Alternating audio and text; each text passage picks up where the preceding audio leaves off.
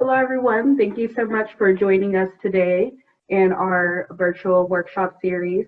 My name is Miss Christina. I am here with Miss Mr. Greg Stewart from Randolph Community College, but I'm also here with my other team members, Dr. Dwayne Campbell and Miss Rachel Worship. So today we have Randolph Community College Photographic Technology Department presenting with us. And so we can go ahead and get started, Mr. Greg. Great, thank you very much, Christina. I'm accustomed to doing this in a different setting, obviously, and so this will be a first for me. But I think it'll be a lot of fun. First, I want to thank Game Plan College, the team there at the Emily K Center. Thanks for making this possible. I know that these are interesting times for all of us, so I really appreciate the opportunity to be able to come to you in a little bit different format. And I think this will be fun and interesting and hopefully beneficial for everyone who's listening. The way that I normally present it, there are a couple different ways I do this. Sometimes it's at a college fair, such as the setup that you see here, or maybe like this, a little bit smaller, more compact table setup that I have. But I have a lot of information on the table, both in terms of printed material as well as some equipment, because certainly that's an aspect of photography. But we're not doing that today, obviously. So like I said, we'll do it a little bit differently. And of course, it's always fun to be able to talk with people face to face, and we are almost able to do that with this. And we'll do the best we can in terms of getting through the program. And one thing too that I have with me, lots of photographs, obviously, since we're a photography department, because I like to try to make the situation as accessible as possible to allow people to see just what our department is like. But without being able to do that, I do have some of the information from the table and from presentations that I would do perhaps in a classroom available in this little PowerPoint. So we'll take a look at some of these images as well. And some of these slides are going to be more informational, and we'll spend a fair amount of time talking about them individually. Others will be just photographs, and we'll tend to go through those pretty quickly. I have some examples of students and the work that they do, as well as graduates and their work. So there'll be a little bit of a variety there. But like I said, when we get to the photographs, we'll move pretty quickly. But to summarize, Randolph Community College is in Asheboro. I've got a map of it in the next slide so that you can see sort of where we are in relation to Durham. But our program, our photography program, is a 2-year associate degree program. In the first of those 2 years, all the students take exactly the same classes. And then in the second year, students would choose from one of 3 different concentrations. Commercial photography is one of those concentrations. That's primarily advertising photography. For example, it might be food, fashion, architecture, small products, and it would be both in the studio and on location. Then one of the other majors, the second of the 3, is photojournalism. That would be news, sports, documentary work for newspapers, magazines, websites, television stations, and that would, again, as I said, be primarily in content-wise, news, sports, and documentary type work. And then the third of the 3 concentrations is portrait studio management, and that's portraits, weddings, special events, sort of family, people photography. And with that type of photography, it again is very, I guess to use the term again, family oriented, very, very much people photography. And one thing that we find is that even though we have these 3 different concentrations, sometimes our students will kind of go in their own direction. They might blend 2 or 3 of those 3 concentrations, or maybe take off an entirely different direction. And we'll talk some about that too.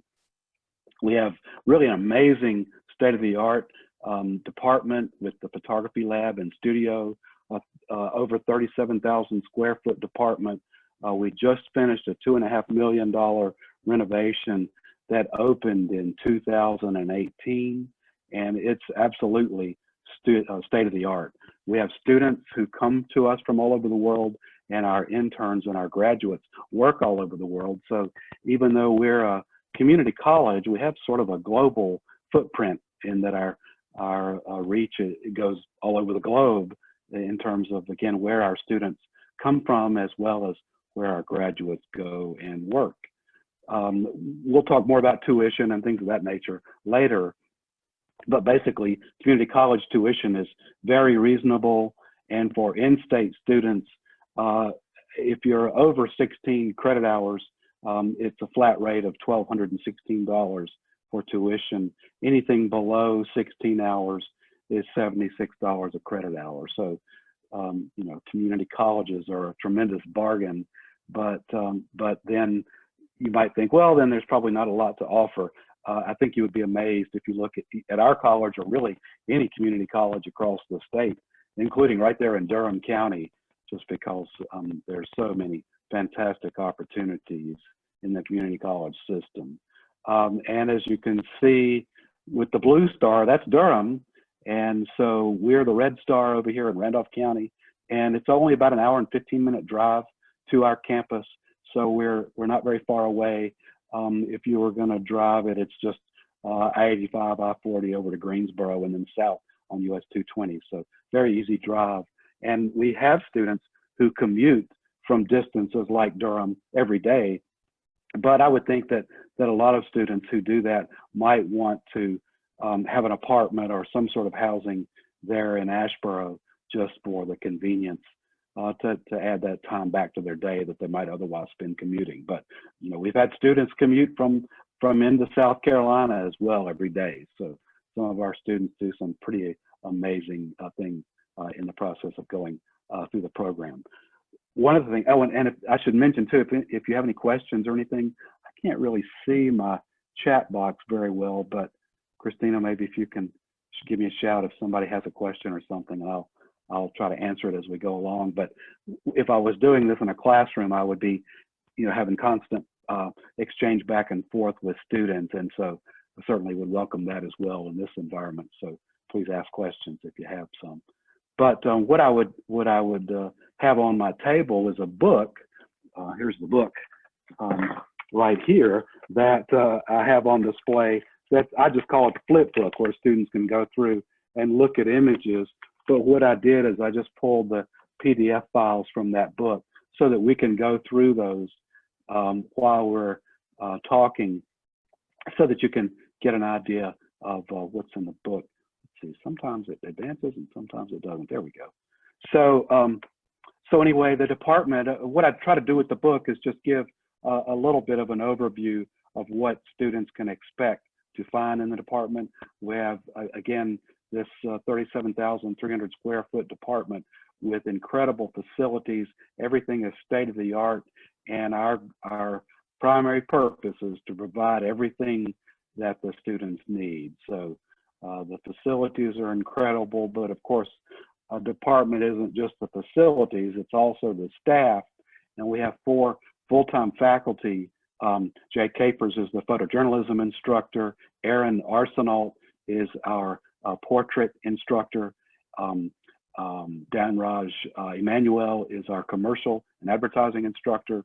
And then Kevin Eames is the department chair, and he teaches a wide variety of subjects. Lighting is his primary thing, but he also teaches materials and processes course, which deals primarily with sort of the technical side of digital photography. But then in support of that, a full-time lab manager and adjunct faculty. Plus, here we have a really good field representative too. So anyway, a large staff that's there to provide everything in terms of information that the students need. We start with black and white film. Our program is 6 semesters long. We go year round. It's summers also. I'll talk a little bit more about that too.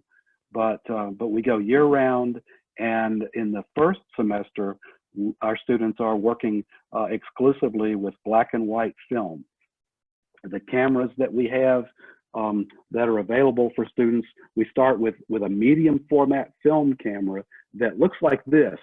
So it's quite a bit different from the cameras that folks might be accustomed to if they've been using their phones, of course, which is a great way to start photography.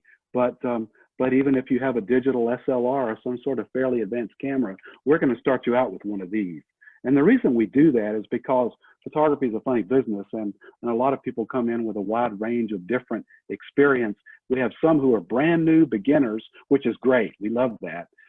But then we also have some folks who have a fair amount of experience who come into the program. And by starting everyone off with this, it helps to put everybody at the same level, so that all the students, regardless of their experience level, come up together.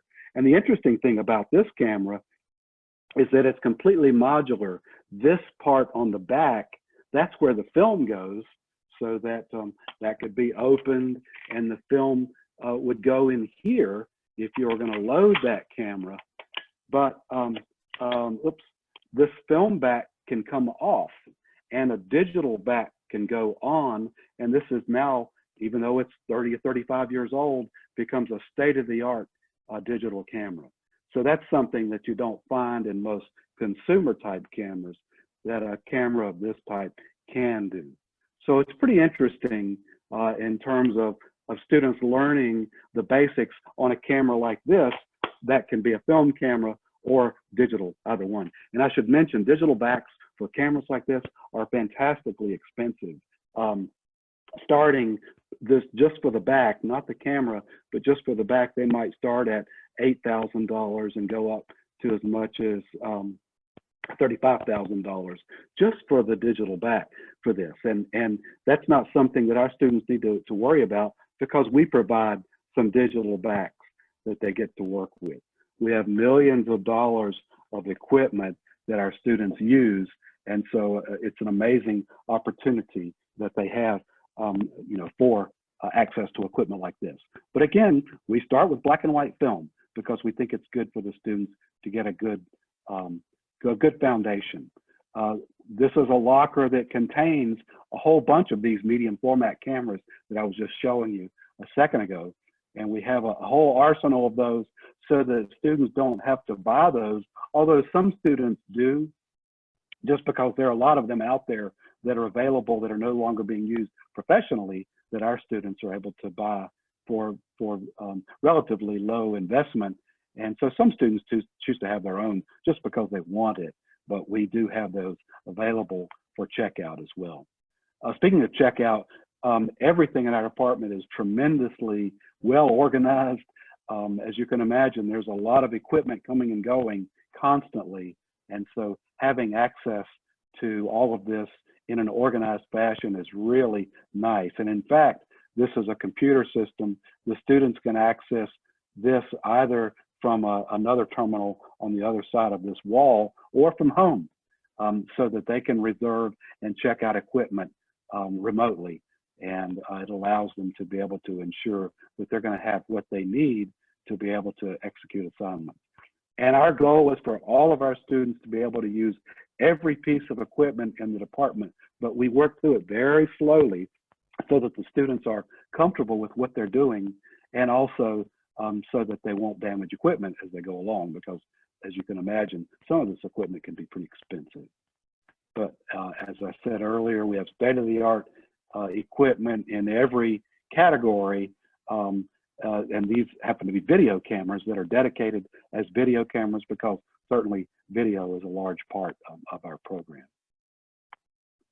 So in addition to lots of equipment, great spaces in which to work. This is one of the studio bays. This is another bay, and as you can see, we have a street level entrance so that large vehicles can be driven in for photography like that. Don Raj working with some students, photographing that really nice Ferrari. You have to provide your own Ferrari for the photographs. And actually, having said that, that one may have been loaned to us by someone. We have some pretty good contacts to be able to get some pretty amazing subjects into the studio. So it's a great opportunity for the students. But as you can see, large spaces. state-of-the-art everything, really, for the students to work with. Labs full of Macintosh computers, and we tend to have whatever the latest thing is that is produced by all of the manufacturers.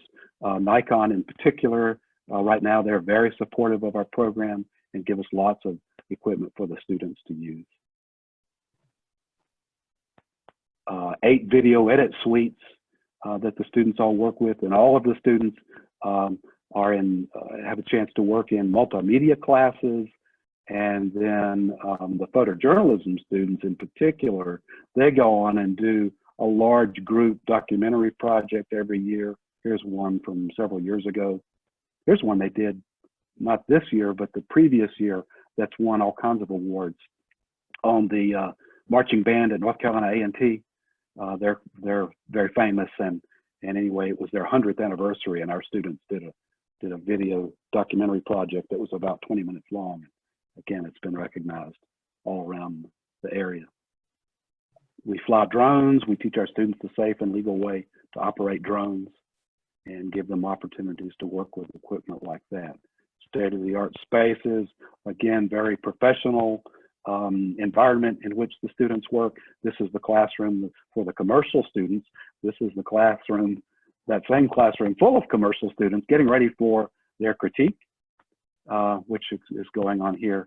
And the prints, I mean, we have facilities to be able to do anything that our students can think up with photography. I always tell them that if they can think it, we can do it, because we've got such amazing facilities. And a little bit of student work, just to show you some of what our students are doing. So keep in mind this is all that came up, and maybe it's a good time to ask for. But if the student family is asking, is there any funding for international students? Is there any scholarships for international students for who are talented in photography, or those students that may have graduated from high schools in North Carolina? Well, of course, all of our financial aid has the gateway of the FAFSA application, and so that might pose some limitations with regard to sort of mainstream financial aid. But we do have one of our counselors in particular whose job it is primarily to work with international students, and so he would be the one to speak with. I can't answer that question specifically, but they're pretty resourceful in terms of being able to come up with help for students. Okay. We do have enough international students on campus that hopefully they would have a way to deal with that. Yeah, sorry. Okay. Do you have the name of that counselor or the office where that might house Dean? I'm blanking on his last name because it's just Dean. I'll think of it in a minute, and I'll come up with it, or maybe I can look it up while we're online. Okay. Yeah, I'll take a look in a second. And while looking through these facilities and through these pictures, I thought of a question. Sure. These all seem really nice. What is your like average either class size or even cohort size for students for this program? We typically start the program each year with 50 to 60 students that we begin the program with. That's our goal. That's kind of a soft number, so that if we were to exceed that, that's not a problem. We've had as many as 90, but that's pretty crowded. So we generally start with around 60. We take applications year round, and we start enrollment for the fall. The program begins each fall semester, and enrollment actually begins in April. So this month, students could start registering once they've gone through the application process. And I'll talk some about the application and give you some links for that once we get to the end. All right, thank you. And Dean's last name will come to me as we talk. I'm sure it will. So sorry. And I'm not sure what you're seeing. Are you seeing the chat box on top of the slides? Or I am seeing it on top, but okay. There's things I can't see, so I think there's limitations. I'm not sure. Okay. Well, what I may do is slide that chat box back over to the side So it's That not should be fine. blocking We don't see the, your screen. okay.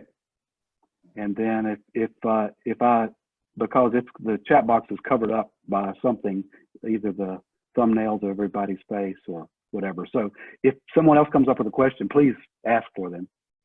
Yep, you feel free to stop me anytime.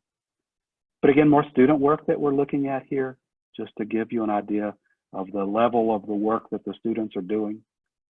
And keep in mind that most of our students come in with zero experience.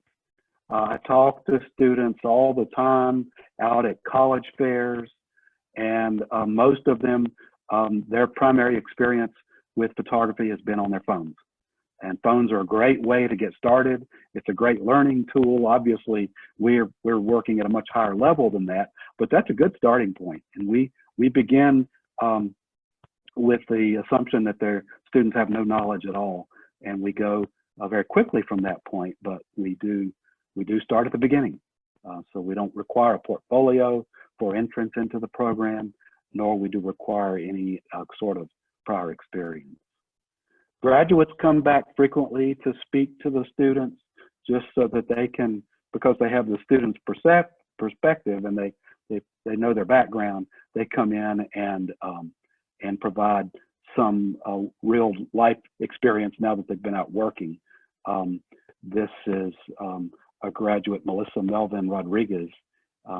She is a photographer that I'll talk about in just a couple of minutes, because I've got a few profiles for us to look at too that you can see. Johnny Horn is a graduate. Johnny's actually retired now from the world of photojournalism. He had a decades-long job with the Fayetteville Observer. He was actually their director of photography close to the end of his photojournalism career, but he's always been very active as an astronomer, and as you can see, does a pretty amazing job with his astro photography. He's incredible and a real resource, not just for our program, but for photographers everywhere because of what he's able to do. Natalia Weedy, she's from Raleigh originally, and she actually lives in Durham now, but she does a lot of travel photography. She works all over the world, but she's primarily advertising, but she does travel photography and what you would call lifestyle photography, a lot of that as well. So Natalia does some amazing work. And again, she's right there in Durham. But we'll look at some profiles of just 7 graduates. We have hundreds and hundreds of graduates working in the profession. And so almost randomly, I chose just 7 for us to look at so that we could talk a little bit about what they're doing. Wes Naiman is a graduate who, when he was a student, he came to us from Davidson, North Carolina, so over near Charlotte. And he now lives in Albuquerque. And I chose Wes because he's kind of a quirky guy, funny guy, and does some interesting things. His work in Albuquerque, they have a very active music scene there, and he does a lot of music-oriented photography. But Wes also does some pretty, he's sort of out there. He's an interesting guy. He was a very interesting student and has continued to be as a professional photographer as well. Here's from his website, so it gives a couple of links to different areas of his content. And we'll look most closely at the Invisible Tape series in just a minute, but here's some of his Halloween portraits, a series that he's done. So pretty interesting. But as I said, that what he's become most famous for is his Invisible Tape series. And this is a series of portraits that he began doing, and actually it's been featured in a number of different publications. Wired magazine is a technology publication, and they did a lengthy story on Wes and featured some of his work with these portraits that are all, none of these are photoshopped or any kind of digital manipulation. This is all with tape. And he does this whole series of portraits. But Wired magazine ran a series of pictures of Wes, that's Wes over there on the right, as they were in a shoot session for one of his portraits. But anyway, that was the end product of all of that pain, I guess, of pulling out tape and getting it disentangled from your hair. Rubber bands, though, he did a rubber band series, kind of interesting. But I corresponded with Kevin, or with him just a little bit, and he wrote Kevin, or mentioned Kevin in an email back to me, and Wes said that he wouldn't be where he was now without what he learned from us at RCC, which I thought was interesting. And by giving him the technical ability that RCC is great for, in my weird creative mind, which he acknowledges, I'm able to conceptualize and ultimately the main part, execute. And of course, execution of ideas is something that we're very big about in our department, because obviously fantastic ideas without follow through are not of much value. Jerry Walford graduated back in 1986 and spent decades as a newspaper photographer, primarily in Greensboro, but now is freelance, and he does some amazing work. But he's always been really good at sort of capturing the essence of what people are about. It's like a pie eating contest. I don't know if he won or lost, but he's about to reach critical mass, I think. Stacy Van Berkel came to us from Nova Scotia, so up in the maritime region of Canada on the East Coast. And she lives in Greensboro now, although she's back and forth. She does quite a bit of photography internationally, but lifestyle photography, if you needed a category, that would probably best describe what Stacy does. Magazine covers. Our State magazine, perhaps are familiar with that, but she frequently is a contributor there. And Vivian Howard, who's quite well known for her cooking and food documentary shows that she runs. She produced a cookbook, and Stacy did the photography for that. Take a little bit of a darker turn here. Chuck Bigger graduated way back in 1978, and it says he's an international documentary photographer, which is not an exaggeration, because he does work all over the world, usually in sort of the trouble spots of the world, and he works primarily for an organization called Compassion International, and goes, like I said, to some of the trouble spots to document the work that they do. And these are some photographs from his website. That scar is from an attack by a machete.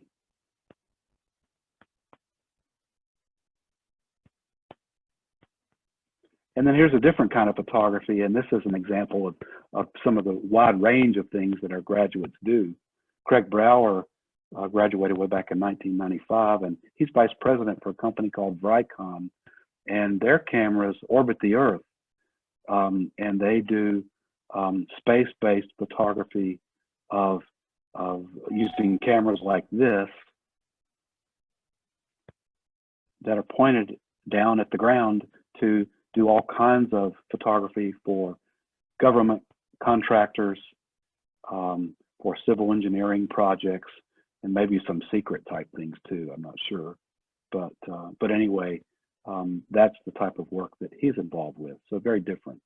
And then Robert Miller, who's he's a native of Raleigh, so close by, and he works as deputy director of photography for the Washington Post.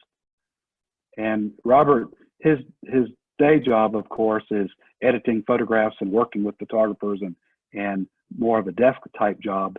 But on the side, he also does a lot of street photography, and the Washington Post frequently displays his images from those projects that he does there on the streets of Washington. I think we could use Batman right now, as a matter of fact, maybe to help us out of our current situation. And then Melissa Melvin Rodriguez, I had another photograph of her earlier. She's a recent graduate from 2012, and she's the team photographer for the Carolina Panthers. So that's her job full-time, year-round, and her photography appears frequently on their websites. You know, she shoots sports action, as you would imagine that any sports photographer would. Of course, I see these photographs, and of course the Panthers are going through some personnel changes now, if you're a Panthers fan at all. So obviously the faces will change a little bit. But because she's part of the team, they react to her. They know her and react to her. So Melissa's part of the team. She travels with the team. So if they go to the West Coast, she goes too. They go to London, like when they played a game over there, she goes as well. So it's an interesting opportunity. Again, that's something that not everyone gets to see. Here's Melissa on the field, and of course there's Cam Newton. This was in Dallas, I think. Is that the AT&T Stadium? I'm not sure. I think it's Dallas. But after the game, Cam comes running over. Imrod, let me borrow your camera a minute, because he saw some fans he wanted to go take a picture of. And his next question was, how do you work this thing? And so she's showing him where to look and what to push in order to take a picture, which, of course, as you can see, made subject matter for a lot of other photographers too, as she's trying to give them a crash course in how to take a picture. So I thought that was interesting. But as I said, she's back to talk to students. And that's something that our graduates frequently do. But I emailed back and forth with Melissa a little bit, and I thought this was nice. Thank you so much. Deeply value the education I received at RCC, and would not be where I am today without it. So high praise from someone who's doing very well in the industry. As I said, we have the 3 concentrations. Those are all in the second year. And I know this is just a page of numbers and letters, so it's a little bit hard to read. Let's see, if I zoom in, are you all zooming in? I don't know if that's working for you or not, but I'll pull back out. I don't know if that's zoomed in or not, but maybe I can just... in for me. Okay, all right, well, let's stay with this. Can you see a pointer? Can you see my pointer moving around? Okay, great. Well, then this is the first year of photography, and we're not going to look at every single class, but the main thing that I wanted to point out as we look at this slide is here's the fall semester, here's spring, here's summer. And again, we go year round because what we've done in effect is pack 3 years of college with 6 semesters into 2 years of calendar time, so that we feel like our students' time is very important, and we want to help them make the best and most efficient use of their time possible. The other thing that I want to point out, this happens to be the commercial second year. So there's a work-based learning. This is an internship. We have internships that are required in each of our concentrations. And during those internships, the students don't have any classes on campus. And so what that means is that for 8 weeks, which is a half of a semester, semesters are typically 16 weeks long, we double up for the first 8 weeks of the semester. So during the second 8 weeks, students can go anywhere in the world for their internships. And they are 8-week full-time internships, 40 hours a week, 320 hours of time. They're very carefully documented so that we know exactly what the students are doing, and we make sure that it's a worthwhile experience for them. We have lots of good local internships because obviously going to some faraway place isn't going to be possible for everyone, or even something that they want to do. And so there's no pressure to do an international internship. However, if a student wants to, that's certainly a possibility. So those 8-week full-time internships are a fantastic experience, not only for the students, but also for our department, because as you can see, here's an internship in the fall semester. Then all of those students bring all of those experiences back from wherever they've been for their internship. And we have students go to Raleigh and Charlotte and Atlanta, but also Dallas, Los Angeles, New York City, London. We've had students go we had a student, she was from South Korea originally. She actually went back to South Korea in order to do her internship, and she got a job and she now works there. We had a student from South Africa. She's now back in South Africa as a photographer, and she did her internship there as well. So those are examples of where if a student has a specific goal that they want to accomplish, photographically speaking, then we make sure it's reasonable and sound, but we'll help them accomplish that, even if it's something that's a little out of the mainstream for us. You know, our goal is to help our students have success, even if it's not necessarily something that is the norm, you know, for us. And we want to help them succeed. So anyway, that's the second year. But the take home from this is that we have 26 total classes that are required for the degree. 20 of those are photography. So that only 6 of those are academic classes. There's 2 Englishes, a math, a humanities, and a social science, and then 1 academic success class that all of the students take. So we have, again, the far and away the majority of courses in this associate degree are within in our case, photography. And I think you would find that there's a similar ratio in all of the associate degree courses at all community colleges all across the state. There are a couple of questions about your internship program. Sure, let's see, let me pull that up. So I was wondering, like, that sounds like an awesome, you know, part that is embedded into the curriculum. So I was wondering if you have like an office or an advisor that helps students find these internships, especially, or either local or international, and then if they're paid or not paid usually, or if any are sponsored or closely tied to the school. Okay, the first question, as far as an office that deals with internships, because the internships experiences that the students are going to have are so closely tied to the profession that they're in, that, you know, in our case, photography, I'm not aware of a college-wide or campus-wide internship office. That's all dealt with the student and with their academic advisor within the photography department, so that each of the students would work with their academic advisor, which may or may not be one of those 3 primary instructors, either Don Raj or Jay or Aaron, the 3 and the second year instructors. But they have contacts, and they would work individually with each student to help them find their internships.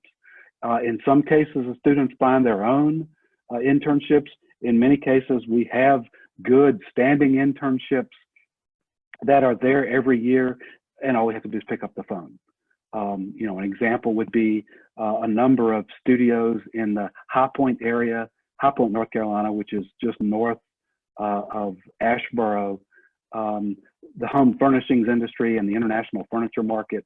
If you haven't experienced that before, it's hard to imagine, but 75,000 people every spring and fall come to High Point from all over the world to attend the international furniture market, which is millions of square feet of floor space of showrooms. And so it's incredible. And that whole home furnishings industry has generated tons of photography jobs over the years and continues to. And so we have a strong relationship with a lot of those studios that work in that area. But also we have, for example, standing internships with the Smithsonian in Washington, where once again, all we have to do is pick up the phone because we have such a long-term relationship with them, and students are able to go and have an internship experience at the Smithsonian in one of their museums, because obviously there are several different ones. As far as being paid or not, I mean, ideally, we want for all of our internships to be paid, and they are not necessarily. And in fact, some of the more prestigious internships, like Smithsonian, for example, it's not paid because I guess some of the benefit of that internship is the value of A, the experience, and B, having that on your resume, so that it's not one necessarily that does pay. But many of the more local ones do tend to pay. So it's a mix, and it's up to each individual student and their advisor or their instructor in their professional major in order to find the best fit for what might work for the students in terms of whether it's paid or not, or some sort of stipend, or whether it might carry a longer term benefit of perhaps leading to a permanent job, which many of these internships do. So you know, they pay in a lot of different ways, I guess. Obviously, everyone has to be able to survive and eat and have a place to live. So, you know, it might be that it's in that manner, or it might be some other way, just in terms of, you know, again, promise of a job at the end of the internship, things like that. Was there another question? I'm trying to remember. Yeah. I think that covered them. Thank you. Okay, yeah, you're welcome.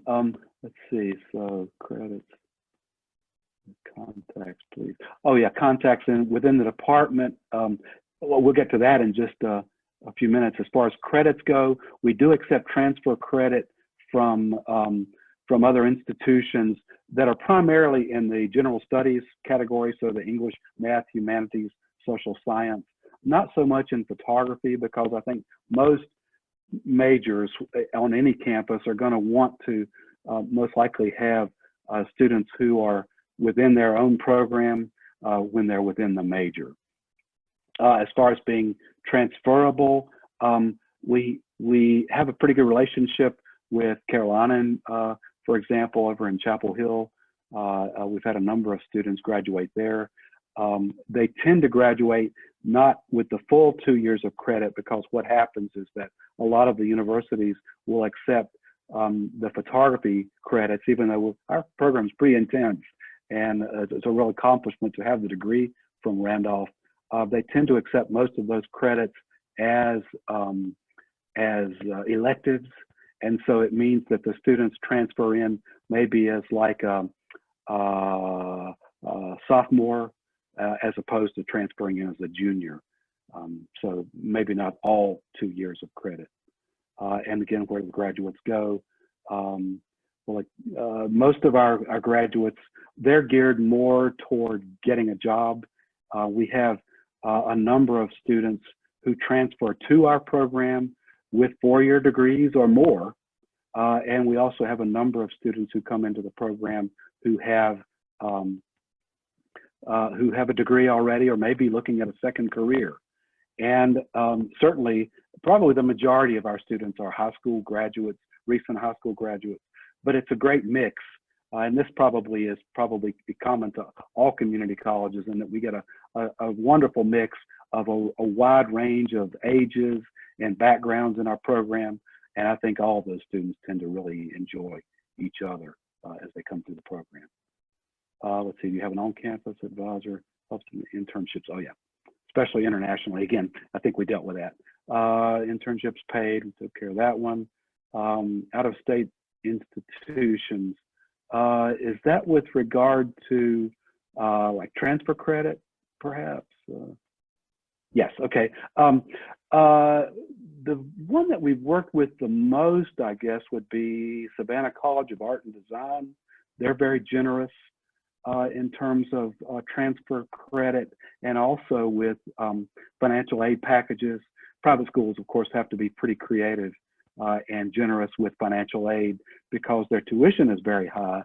So they tend to have pretty good financial aid departments as well that offer assistance.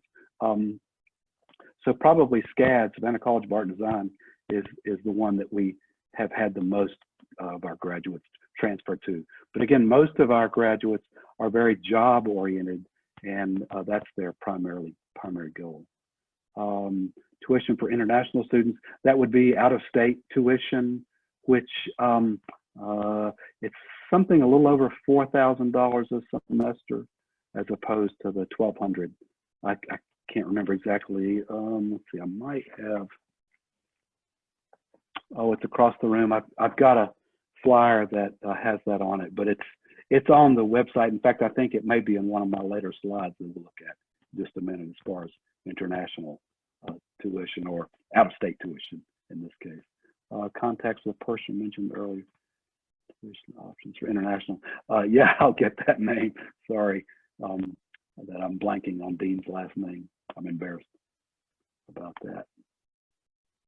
Okay. I'm not on campus very often. Most of my work is out in the field.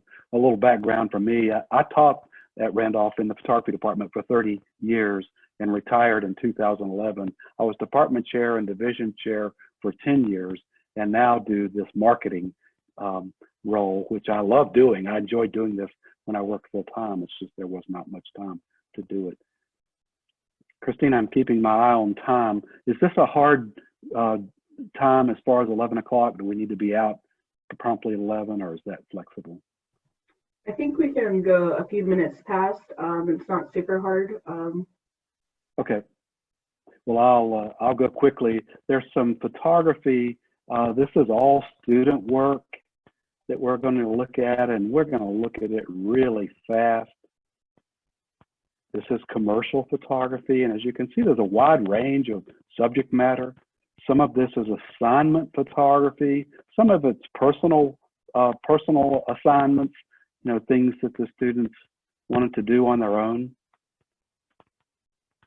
Photojournalism, and of course, you can see there's a lot of sports, and it would be, sandlot pickup games, and professional, and high school, and college, everything in between. But again, our goal is for our students to have photography almost as a way of life, because it's something that is sort of all-encompassing.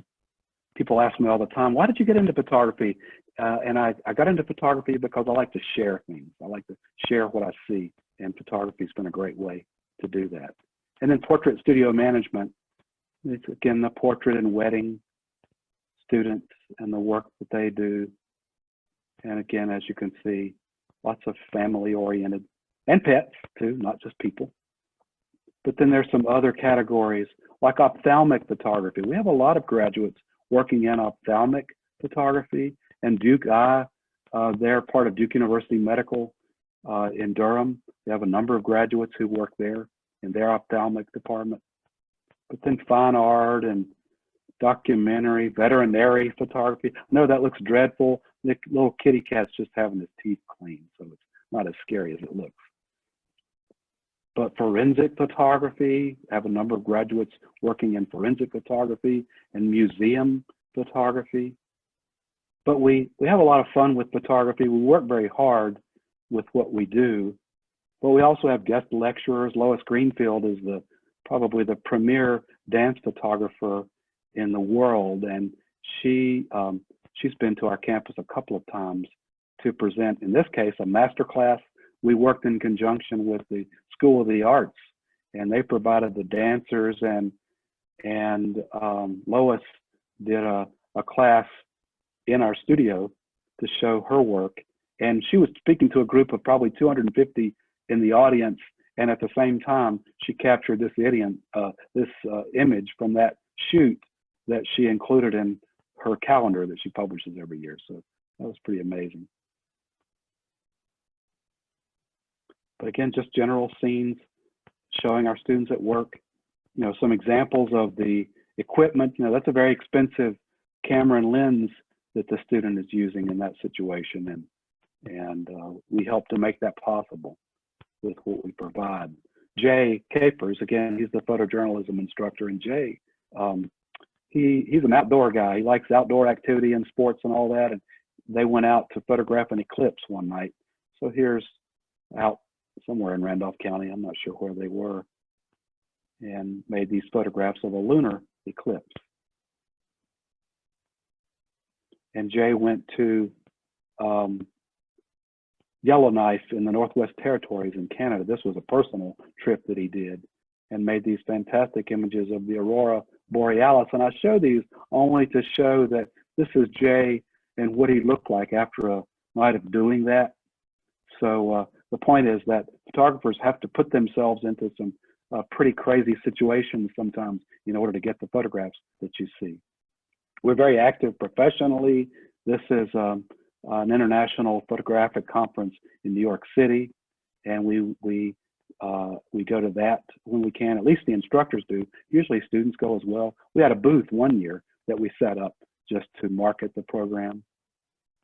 And here was a group shot there with the Manhattan skyline in the background, and we also have a thing of our Times Square selfies that we do, where we have to go up there. Hey, we make our selfie photographs showing where we were. This is a video shoot. Johnny Widener is one of our graduates, and he needed a large studio space where he could photograph some cars, excuse me, not photograph, but shoot video of some cars. And this is a time lapse that I shot. This is one photograph every minute for a day and a half, showing the preparation for the shoot. And here they're bringing in, this is a Ferrari, beautiful Ferrari, California, that they photographed or videoed. And I have the break for lunch, and then lunchtime's over and back to work. And here they're again shooting more video. Then they brought in this nice Rolls Royce for the same shoot, but this was for a furniture company in High Point that was a client of Johnny's. Of course, then they cleaned up, packed out of there, and painted everything back the way it was. But we rent our studio out to professionals because we have a large space that's really great to use. And I have the finished video, which is a lot more effective with audio, but we couldn't get the audio to work right. But I think we'll be able to see the video. So I'm hearing the video in my ear, and I don't think you all are hearing any audio. Oh well, I won't sing to you or anything like that, but this is what the finished video looked like. So very high tech, very sleek and stylish. And the purpose, I'm going to turn that down for me. The purpose of this was to introduce a furniture line, believe it or not. So this video, they spent who knows how much money producing this video. As you can see, it's very slick and polished for this company called Paul Brayton Designs, again, a furniture company in High Point. And this video was shown one time to an audience, their sales force, to introduce this new furniture line. So hence the design and the beautiful cars and very stylized lighting. And then here's the furniture pieces. And again, it was just to generate enthusiasm among their sales force for this furniture line. So, you know, the deal when we rent our studio out to an outside photographer is that our students get to observe what's going on and get to see what's happening for a firsthand experience. And of course, in Johnny's case, he's a graduate of the program. So he was especially tuned in to what the students were doing. They set up monitors for the students so that they could not be on the floor in the middle of the shoot, but they could still see what was going on. And it was a really great learning experience, you know, for us as a faculty, but also for the students as well. So that was that project. I have another video that we'll look at. And again, I want to show just a couple of videos because that's so much a part of what we do. In this case, a multimedia project, but this is a stop frame or time-lapse photographic project that this student did. And generally, when you do any kind of a project like this, the camera stays stationary. But what he did to experiment a little bit, he moved the camera. And I can see my computer's hesitating a little bit. So it's a little more jumpy than it would be, but the cooling fans are running like crazy on my computer, running this video and I guess video conferencing at the same time. Hopefully it'll all hold up to get to the end of the session, but we're almost there. I see it's 11 o'clock, but we're almost finished with the information.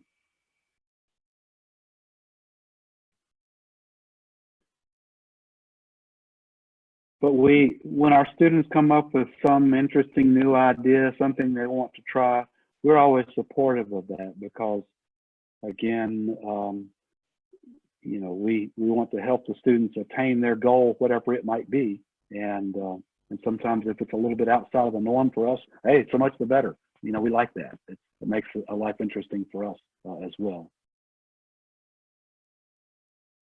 So anyway, a couple of quotes to kind of wrap things up from that portion of the presentation from Wes and from Melissa.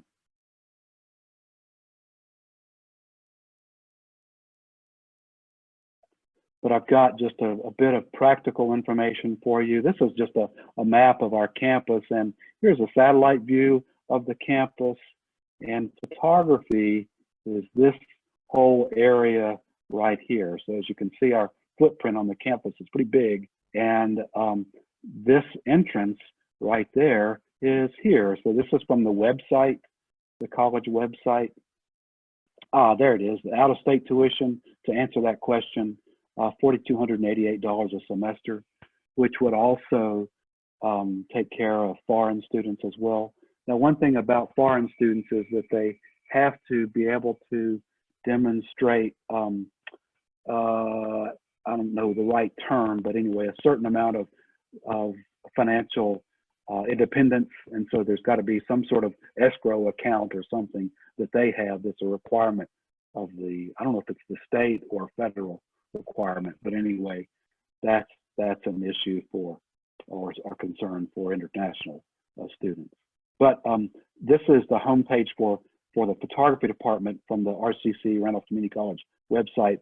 And there's a link down here, a button to take you to our blog, which has a lot of really good, useful information as well.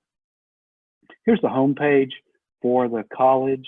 Of course, it's covered up right now with all kinds of coronavirus memos to applicants and students and lots of communication there. So I'll scroll down a little bit to get past that to what you would normally see. But right here is the link to the admissions department and student services and the welcome center, which would provide a lot of good, useful information. Clicking on that takes you to this page, and new and returning students, of course, would be the link that you would click on there. And then step by step, it just takes you through the things that you need to do. And financial aid, I know from some of the other sessions that I've listened to, I know that that's been a large topic, and FAFSA is what we use as the gateway to financial aid. And then the application process is done through CFNC. There's a link here, and it would describe that for you, but basically it's the CFNC application process for our college as well. And then I have a lot of contact information here. I don't know if you can do screenshots from your computers, or if you want to jot that down, but I'll leave that up for us for the remainder of the time. And do you have any other questions, Christina? Did anything else pop up as far as questions go? Yeah, I think since our time has come to an end, I think we can just do a last call for any final questions. Otherwise, this information was really awesome. I think the visuals really helped, and I really enjoyed this presentation and seeing all of your space and all of your resources and campus and equipment and all of that. Sure. Well, I was glad to do it. And again, I want to thank all of you at Game Plan College for the work that you're doing. I know these are unusual times for everyone, you included. And so we're all inventing new ways to do the things that we need to do. And who knows, once things get back to normal, and I guess we may have a new normal for at least a while, but I find a lot of times finding new ways to do things, because you have to, sometimes that actually turns out to be better. And so we may come up with some new ways of doing things. And so I've really enjoyed the opportunity to be able to speak with you. And we have I'm available if anyone is interested for their school or their class or anything. I have a presentation that I normally do in a classroom setting, and we'll be happy to provide that if you're aware of anyone who's interested. Perfect. Any other questions? I don't see any more questions. Okay. And I never did think of Dean's last name, but if you want, I'll message you with that. As soon as we get offline, I'll shoot you an email real fast once I look that up. Yeah, I'm embarrassed about that. That's okay. I'm pretty terrible with names myself. Well, I'll think of it instantly when I don't don't need it anymore. Well, I don't see any more questions. Okay. So I really do appreciate your time. I know we all do. This was very informative, and we thank you for, coming on this journey of the virtual world with us as well. We are Yeah, absolutely. Also, yeah. Yeah. Well, who knows? Maybe we'll have new ways to do things that we'll continue with once we're back to normal. Yes. Well, thank you so much. I'm going to now end this meeting here, but thank you, and I hope you have a good rest of your day. And we thank all of our participants as well. We just ask that you can fill out a quick survey to get $20. Sorry, I can't type and say it at the same time. But you can fill out a survey to get entered into a $20 gift card raffle. So that survey goes for each of our sessions for our students. So I just sent the link in the chat. Make sure you do that, students. And thank you so much, Mr. Greg Scott. Yeah, absolutely. Thank you. Thank you, sir. Bye.